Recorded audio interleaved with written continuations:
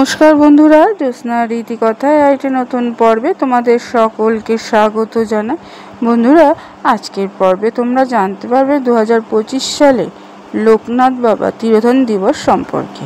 অর্থাৎ এই লোকনাথ বাবা তিরোধান দিবস কবে পালিত হচ্ছে তার পূর্ণাঙ্গ সময়সূচি এবং এই দিন আমরা কীভাবে পুজো করব, লোকনাথ বাবাকে কি কি ভোগ নিবেদন করব, তার প্রিয় খাবার কি, এসব সম্পর্কে জানবো।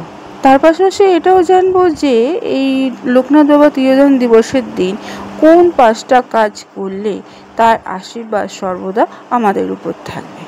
তাই বন্ধুরা, স্কিপ করো না, পুরো পর্বটি দেখো। ভালো লাগলে অবশ্যই শেয়ার করে দেবে, লাইক করে দেবে, আর পাশের বেল আইকনটিকে অবশ্যই প্রেস করে রাখবে যাতে পরবর্তী ভিডিওর নোটিফিকেশন সবার আগে তোমাদের কাছে পৌঁছে যায়। বন্ধুরা, লোকনাথ বাবা নিত্য, তিনি অবিনাশী।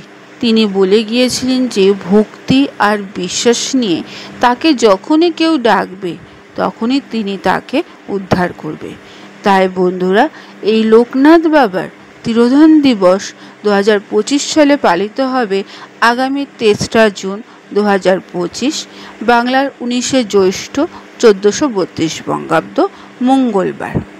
এই দিন বন্ধুরা প্রত্যেকটা ঘরে ঘরে লোকনাথ বাবার পুজো হয়ে থাকে। তবে লোকনাথ বাবা পুজো করার আগে আমাদের একটা জিনিস মনে রাখা দরকার যে এই পুজোয় কি কি উপকরণ প্রয়োজন। লোকনাথ পুজোয় প্রধানত ফুল নীল শাপলা বা নীল শালুক দরকার এবং যে কোনো সাদা ফুল হলেই হবে।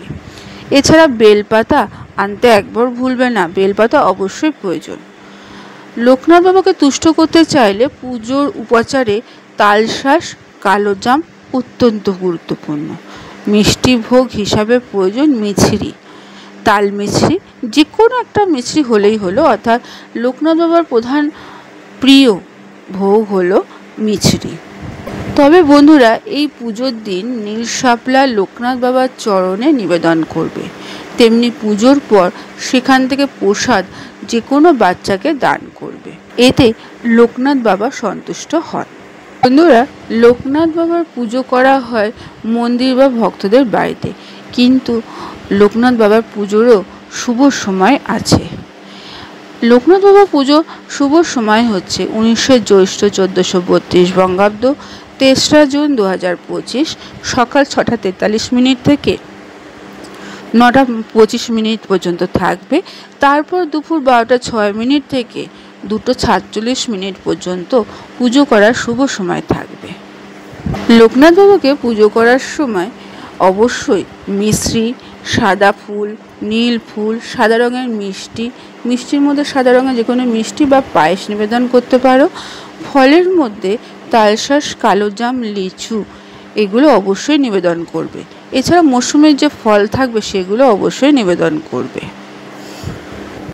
এরপরে বন্ধুরা, আমরা জানবো যে লোকনাথ বাবার পুজোর দিন কোন কাজগুলোর মাধ্যমে লোকনাথ বাবার আশীর্বাদ আমরা লাভ করতে পারবো।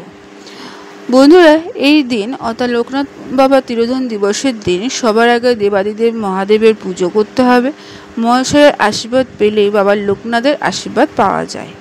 এই দিন পুজোর সময় নীল শাপলা ফুল লোকনাথ বাবার চরণে অর্পণ করবে।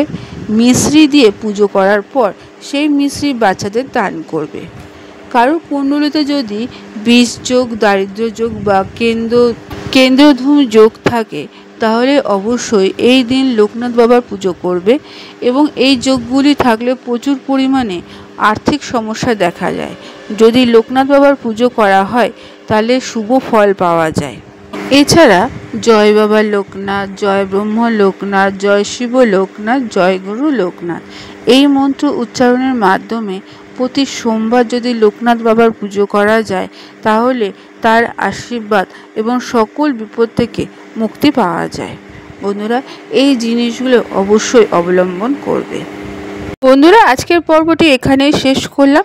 এতক্ষণ আমার ভিডিওটি দেখার জন্য ও শোনার জন্য তোমাদের অসংখ্য ধন্যবাদ।